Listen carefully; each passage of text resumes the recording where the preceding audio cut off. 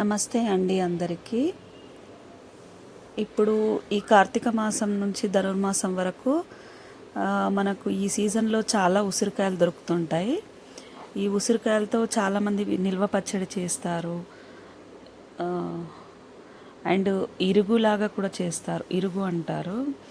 అవి పీసెస్ లాగా కట్ చేసి చేస్తారు. ఒక్కొక్కరు ఒక్కొక్క టైప్లో చేస్తుంటారు. నేను కూడా లైక్ కొంచెం పచ్చడిలాగా అండ్ ఇరుగులాగా రెండు మిక్స్ లాగా కనబడుతుంది.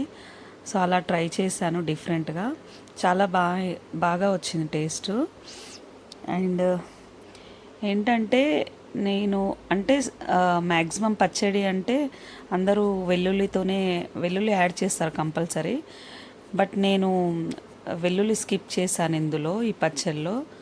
బికాజ్ నేను అంటే భగవద్గీత చదవడం స్టార్ట్ చేసిన తర్వాత ఎందుకో అంటే గార్లిక్ అండ్ ఆనియన్ కూడా చాలా అంటే స్కిప్ చేస్తున్నాను ఇంట్లో డైలీ కూడా.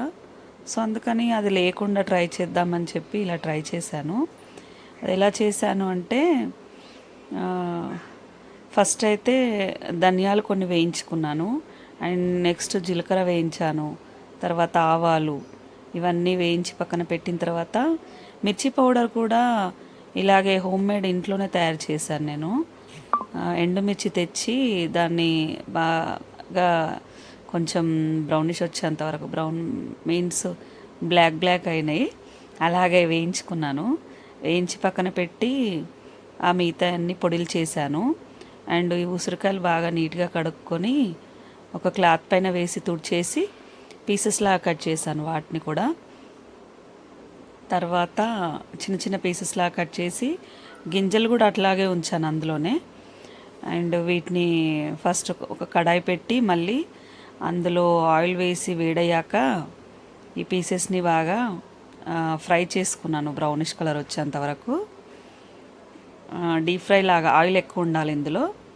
డీప్ ఫ్రై చేసి పక్కన తీసి పెట్టుకొని ఇంకా అదే వేడైన ఆయిల్ ఉంటుంది కదా, అలాగే ఆ పీసెస్ తీసిన తర్వాత ఆయిల్ మిగిలిపోయిన ఆయిల్లోనే దాంట్లో కొంచెం మళ్ళీ జీలకర్ర వేసుకున్నాను పైనుంచి. జీలకర్ర తర్వాత ఆ వేడిగున్న ఆయిల్లోనే కొంచెం జీలకర్ర అండ్ ఆవాలు రెండు వేసాను. వేసి కొంచెం వేడి కాగానే చిట్పట్మని అంటుంటుంది. ఇంకా వెంటనే నేను గ్యాస్ ఆఫ్ చేయకుండా కొంచెం ఫస్ట్ అయితే జీలకర్ర పొడి యాడ్ చేశాను. తర్వాత ఆవాలు, తర్వాత ధనియా పౌడరు, ఇలాగే నేను మిర్చి పౌడర్ కూడా చేశాను అన్నాను కదా, అది కూడా యాడ్ చేశాను. కాకపోతే అది బ్లాక్ అయింది. దాంట్లో తగినంత ఉప్పు కలిపాను. ఉప్పు వేసి అన్నీ మంచిగా ప్రాపర్గా మిక్స్ చేసి దాంట్లోంచి ఉసిరికాయలు వేశాను. చాలా టేస్టీగా అయింది. అందరికీ నచ్చింది మా ఇంట్లో అయితే. మీకు కూడా నచ్చుతుందని, ఐ హోప్ అందరికీ నచ్చుతుందని అనుకుంటున్నాను.